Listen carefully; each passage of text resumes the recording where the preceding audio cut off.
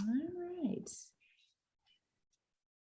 Well, hi, everybody. I am here with Sara Van Driel. She is a implementation consultant with Triple P America. And today we're going to be talking about workforce development, and we're going to pull from Sara's experience in her role with Triple P America and other states, including North Carolina. I am going to be leading the interview, but we are very much going to make this like a podcast and have a lot of good discussion back and forth. My name is Christina DiSalvo, and I'm an implementation specialist with the Impact Center at Frank Porter Graham Child Development Institute at UNC Chapel Hill. And I am supporting among others, the child welfare community in North Carolina as they begin their implementation path with Triple P. And so we are eager to continue to build out some resources and supports for our child welfare community, hoping this interview will also give folks a sense of best practices, not just in our North Carolina home state, but in others across the U.S. So Sara, thanks for joining us, and I am excited to get started. Do you want to give folks just a minute or two of who you are and a little bit more information about your role? Yeah, sure. It's always great to get a chance to connect, Christina, and a fun topic to talk about today too. So I am an implementation consultant with Triple P America, and I informally describe my position as starting with folks on what is Triple P and is it at all a fit for us? And if it is, what does it look like to implement this within our practice, our agency, our community, and then kind of follow through sustainability of how do we keep it going once we get it started, and lots of nooks and crannies in between there. And so I support, as you said, I support about 15 states. North Carolina is one of them, and one of our biggest rollouts. So have been with the North Carolina Triple P project since it started, which has been fun, and been with Triple P America for almost 12 years now, and been doing Triple P for 18 years now as a whole. So that's a little about me. That is awesome.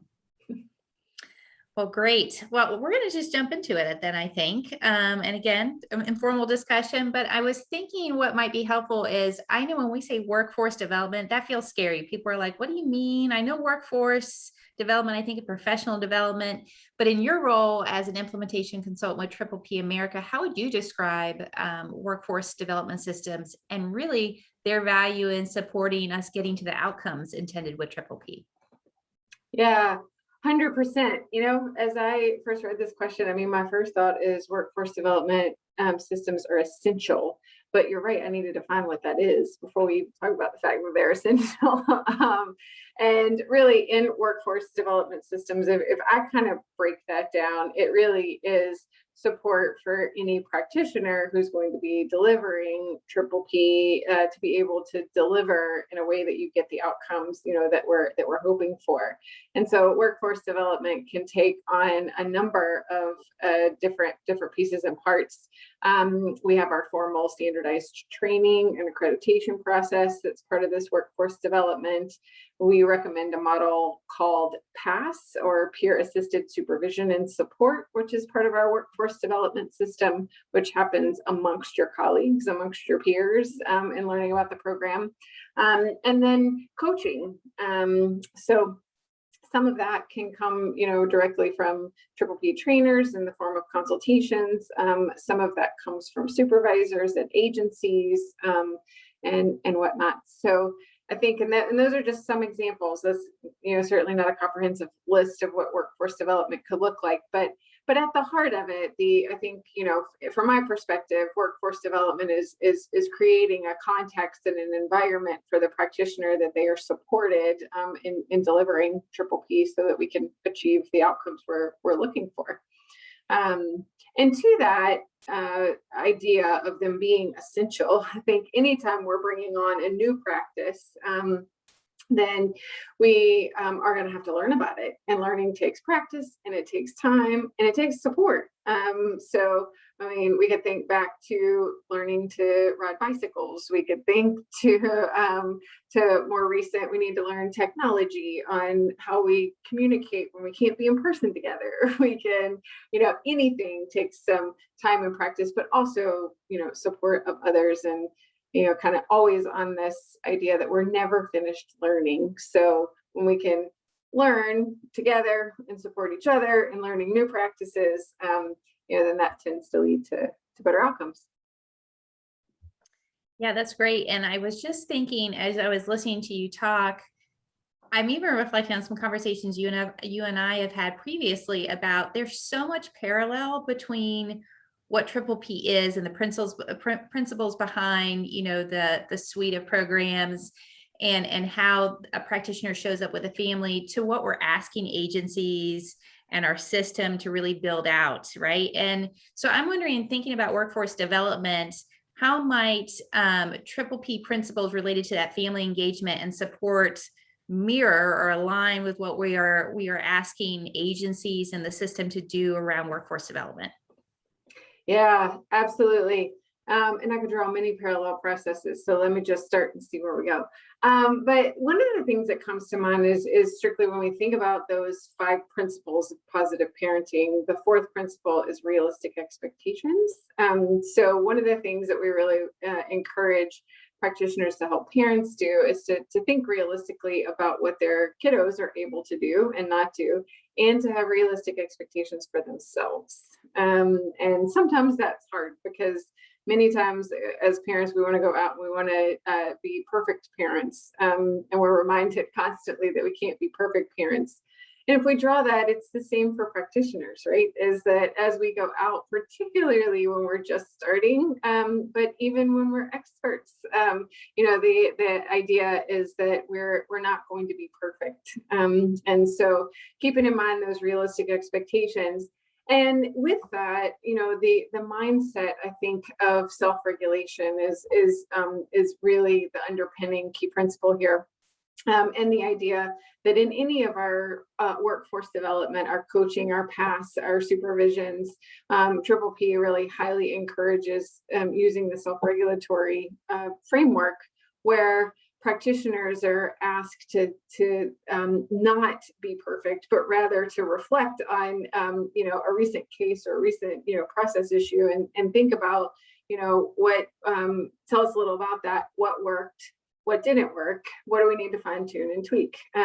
So setting out the expectation from the beginning that not everything has to be perfect, and we've got room for growth. We all have room for growth. And through that kind of reflective process, we end up, kind of learning something that we might tweak or do differently. And that's the important part about having others to have that conversation with. And so I think in terms of self-regulation, self-assessment, coming in, creating a culture in an environment where you're not wrong, but we're growing, so that we can build our practitioners in the same way that we build our parents. And from that same standpoint, we talk a lot about the minimalist sufficiency model with Triple P, and it's kind of the same with PAS. We don't want to come in assuming practitioners don't know anything about how to implement Triple P.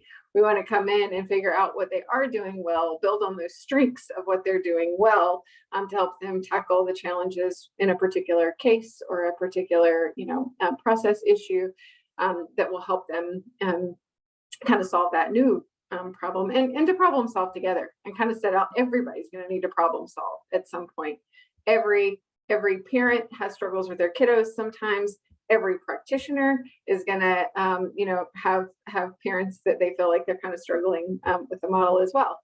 So we want to be strengths based and problem solve together. Yeah, I love that. And so you just specifically, I think of instantly like recruitment and selection. Again, letting the practitioner or the potential practitioner really have a good understanding of what to expect, right, with this program, what's going to be expected of me, how much of a voice do I have, and then even as they get going, that they still carry that voice and can give feedback in a way that's meaningful and helps enhance their practice, as they go. So having that culture, that climate within an agency, is key. And that makes me think, again, just thinking about Triple P, parent voice is so valuable in the process, right? They have to co-develop, the approach. They have to try it out. They have to reflect on how well it goes. If they need to adjust something, that's critical. It's not practitioner telling them what to do. It's them lifting up their own expertise as a parent. How might we lift up that parent voice to enhance our workforce development systems? Because I'm wondering if that could be a really nice way to think about how well our practitioners are engaging with our families. I love this question. And I think it's because for me, I'm constantly coming back to the grounding of in doing Triple P and practicing Triple P. What's our ultimate goal? And really our ultimate goal is to support families in meeting their needs, and then families and communities in really helping to create the environments and the places for kids to feel nurtured and cared for and be able to achieve their full potential, right? So when we know that that is our ultimate goal, then parents know best their needs, right? And so as and part of that is for their own family, but they're the ones in the best position to tell us, is Triple P working or isn't it, and why is it or why isn't it? And I think I reflect back on the process that we recommend in our trainings for practitioners to answer parents' questions. And we always start with an acknowledgement, but then we go to a clarifying point, because so often we want to jump to, you ask a question and I'm going to provide an answer. Well, we're not always sure what that question really means. When the parent's saying, Triple P isn't working, then we go immediately to the parent thinks the strategies aren't working, right? Whereas where that might be is this isn't working because the time offerings, mean it's really, I'm rushed to get here and I can't get myself together before I'm at there, or I need to cancel appointments, so in that vein, I think, kind of coming back to the concreteness of where I started, parents know their needs. When we ask for kind of clarification and what is working and what's not working, that helps a practitioner then inform the agency, either the practitioner's own practice or to come back to the agency to say, here are, some of the things that are working really well, and here are some of the barriers that our families are experiencing, and how can we then address those barriers in our workforce development systems, our paths, our coaching, our supervision, that can help us better meet the needs of families. I love that. And that is where we want to just center all of our conversation, right? Remembering who we're trying to serve, and how do we incorporate their experiences and their expertise and what we're trying to roll out and support. So that's beautiful. So we are trying to make this as relatable for child welfare agencies as possible, right? And we've had some real success, I think, implementing some workforce development strategies across North Carolina, but not necessarily robustly in our child welfare agencies. We're just kind of beginning that process. So I'm wondering if you could pull from your experience across your support to other states. And are there some systems or agencies that have had some real wins in developing workforce development systems or practices that you could share with us? Yeah, absolutely.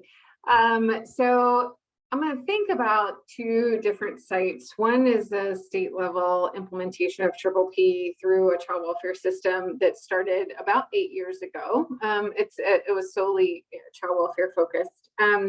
And kind of to your point of this often doesn't just kind of come up and take off and run, right?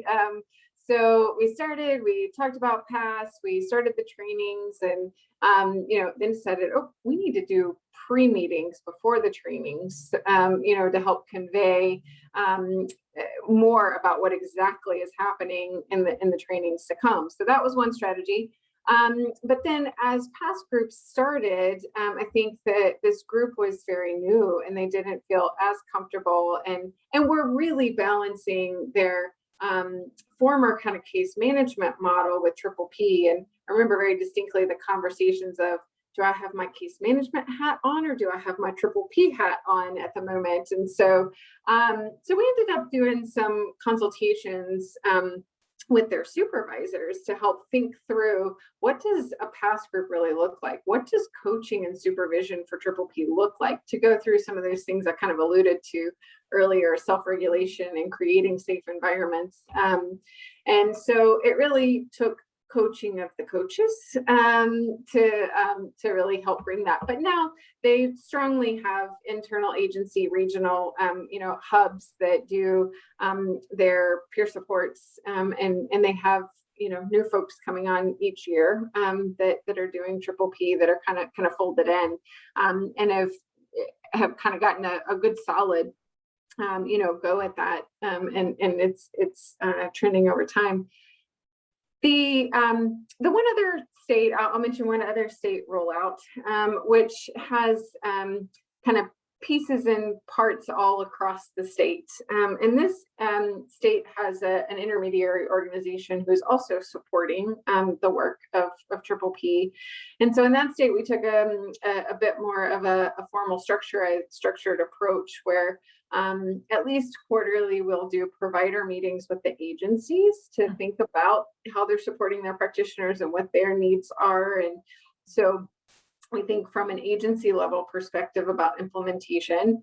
And then we were doing bi-monthly, and COVID hit, and everybody's like, we need a little more support. So now it moved to monthly. We'll do practitioner meetings where we pull practitioners across the state, because in this particular state, they may have, folks with 2 or 3 people implementing in a particular agency. And so the idea of having cross-agency conversations became a really big win.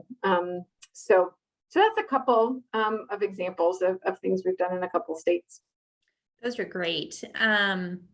I'm just reflecting, though, for some of our North Carolina partners that might be picking this up, it can feel overwhelming. They may instantly go to, well, that's all great and fine in those states, but like, where do we get started? You're saying this is important, and we're all bought in. We're watching this podcast. We're going to attend the Learning Collaborative, but where do we start? What are some early wins or some easy wins to get us started so that we build that motivation, that buy-in from our practitioners? They see us making the change, and it leads to us being more ready to maybe step into something bigger and better kind of down the road.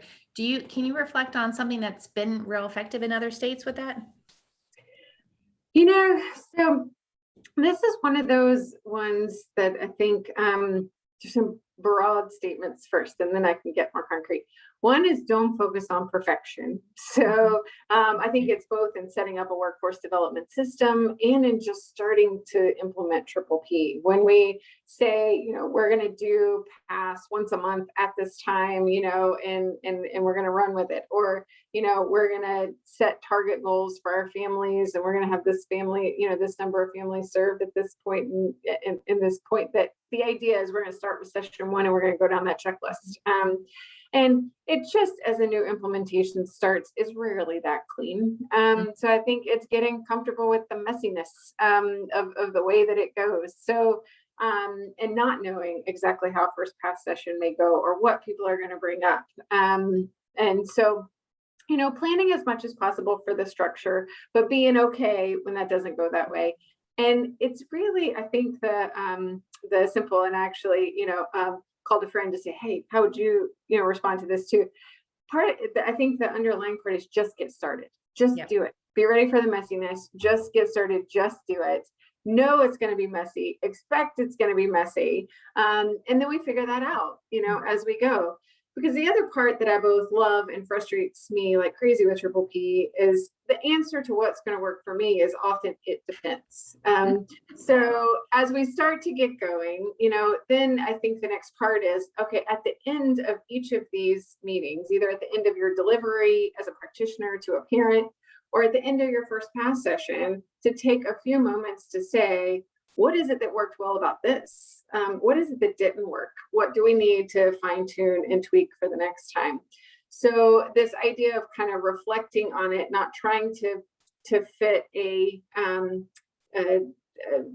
workforce development into a form, if that form isn't working, but be willing to kind of think about functionally, what about this worked, and then what didn't work, and be open about that, be ready to be able to switch it. And then just specifically for child welfare implementations, I can think of 3 off the top of my head in 3 different states where child welfare organizations got started, almost stopped, almost gave up on it, and said, it's not going to work. But we still believe in the vision of it. Let's think again, let's reevaluate, shifted how they do it, and are now nailing it. So I think as part of that realistic expectation part, we know that the families that come to us from a child welfare perspective, have a lot of needs, and they're often complex cases. And I think sitting in to hear the actual stories, helps ground you. And we're trying to do Triple P in this context, right? And so knowing that, but also knowing that these families have to parent through that, or these families have to build parenting skills in order to get their kids back, to be able to do parenting, from that perspective. So, so the idea is get started, be ready for the messiness, tolerate a little bit of the messiness, and then be ready to reevaluate when you need to make shifts and changes. Yeah. I love that, because I love that you're normalizing a couple things there, right? That implementation is messy, it's not clean, and nor is there any handbook. So yes, we're talking about best practices here, right? But they're best practices, and that's all they are. How they're applied does relate very much to the context in which you're working. And that is driven very much by, if you're a learning organization, if you're willing to try something out and then work together to figure out what went well, what might we want to change. And it requires a lot of flexibility and adaptation, right? And so just like a social worker showing up to a home of a family with complex needs, they have some tools in their toolbox, but how they use them and how they approach the family is very much driven by who the family is, what their context is, what their needs are, what they want, out of that relationship. So I think there's some mirror images here that you're creating. And I also love the idea that you raised from another state where they were like, we're gonna, start PASS, so we're gonna do this. And then they realize, well, we need to back up and make sure that we have those that are supporting those efforts have a really good idea of what this looks like. So thinking up the system and really building readiness across different layers so that folks feel as best prepared as they can and feel like they have the supports around them needed to say, we're going to get started and see how it goes. And if we need to change, we're an organization that's going to support that. So I think I just love the fact you normalized and gave some very concrete examples of how you might get started. That makes me think immediately to, you're always going to run into challenges. You've mentioned a few of them. Implementation is wrought with them, right? I mean, they happen, they bubble up all the time. It's how you kind of adapt and change with those. So I'm just thinking about, what are some common challenges that you've seen specifically in child welfare related to implementing Triple P, related to recruitment and selection or training or coaching?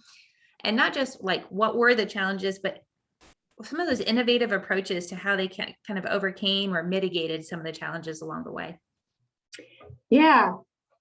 So I think the first thing that comes to mind in talking about, working specifically in child welfare context is that there's a whole cultural shift happening in child welfare overall anyway, kind of from the idea, if I borrow a little bit from Brian Samuels, who, just says, it's always been safety, permanency, and well-being, but really it was safety and permanency for a really long time, right? And then kind of this light bulb moment over the years that safety and permanency doesn't always lead to well-being. And in fact, many times it doesn't, right? So there's an extra bit into focusing on well-being that actually makes it happen. So I won't preach to the choir, too much for the audience here that's kind of aware of that and know that. But in that context, just kind of thinking the history of child welfare organizations and the type of work, of the practitioners that are particularly touching families from child welfare,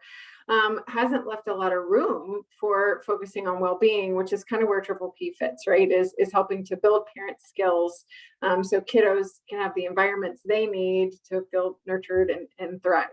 So in that context, though, I think we also hear many child welfare folks, and many folks get involved and go to a child welfare organization because they want to help these families, right? And so I hear many times, and in just a conversation I had last week, was our staff, we really want to start taking on Triple P because our staff want to not always have to refer out, but they want to have hands-on, direct, active work with the families to build their skills, to build them, and so again, I start with a positive on everything, Christina. So, but given that context, I think then the idea is the roles haven't often been built to have the time to focus on well-being or doing well-being building type programs to do parenting support, right? So I think the biggest challenge is many of the families in child welfare are needing the more intensive supports of Triple P overall. They need the extra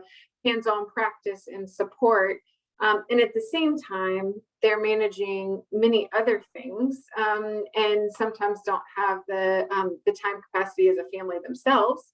And the practitioners sometimes don't have the time capacity to implement 8 to 10 session interventions, with families, and some do.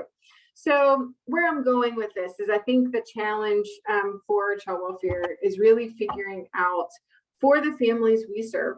And child welfare organizations serve families on a spectrum, right? All the way from prevention, to family preservation, to foster families, to residential placements and the caregivers for residential placements, right? So really looking into what is that population's needs, and which Triple P might fit for them in the context of this is how much time my staff has to dedicate to this.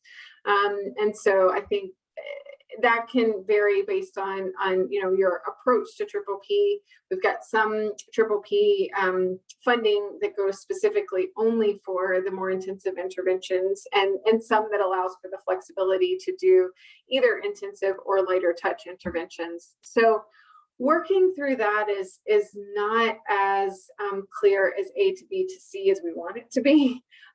So that's part of the idea of, even if we train in an intervention and that intervention ends up not being the best fit, not just like throwing it all out and say we're not going to work with it, but let's work with what we do have. Let's figure out what intervention might fit a little bit better, or how we adapt the practice within the realms of fidelity to make it work for your families. And I think a lot of that happens in conversations. I'm super thankful to have you, Christina, be able to have these conversations in North Carolina, and sometimes alongside me and sometimes not, but to have people to be able to process through this with. And the idea that we have sites in North Carolina and in other states, but in North Carolina that have had some success, that are willing to share. We've heard from some of them at our learning collaboratives already, who are willing to share with others, on kind of how you problem solve, how they came up with it, what were their successes, what were their challenges. But I love that. And I do think there's such value in hearing from others and how they mitigate some of these challenges. But I do love the fact that you brought home, at least for me, that this idea of like fit for both the families and for the agency doesn't just happen at the beginning, right? This is an ongoing conversation. So even as you get started, if it's stalled for some reason, if you're not, impacting, or your social workers aren't delivering as anticipated, there might be a need to reevaluate that, right? And to learn from it, and adapt or change some infrastructure or communication, whatever you may need. But it's something that is ongoing, as a point of assessment and learning. And so I appreciate you just pulling that forward too, because I think people pay attention to it at the beginning, but then when they get stalled, or there's a lag, or they're not getting to the outcomes they want, they don't necessarily pay attention to it again. So I appreciate you bringing that up. And I just want to drive home for that, Christina, because we at Triple P developed a Triple P implementation framework, which really started back in 2013 on how we kind of guide the work of implementation consultants and supporting folks. And we have kind of a phased approach of engagement, commitment and contracting, implementation planning, training and accreditation, and then you get started with it, right? But purposefully put this in a circle with arrows that overlap in the middle. But the circle part's really important, right? So once you start implementation and you're working towards maintenance, you're right back at engagement again. And so I really appreciate pulling, that out and very clear that it isn't a one-time thing, and needs change and fit changes, and it's not a static process. So we're kind of constantly re-looking at those things. Yep.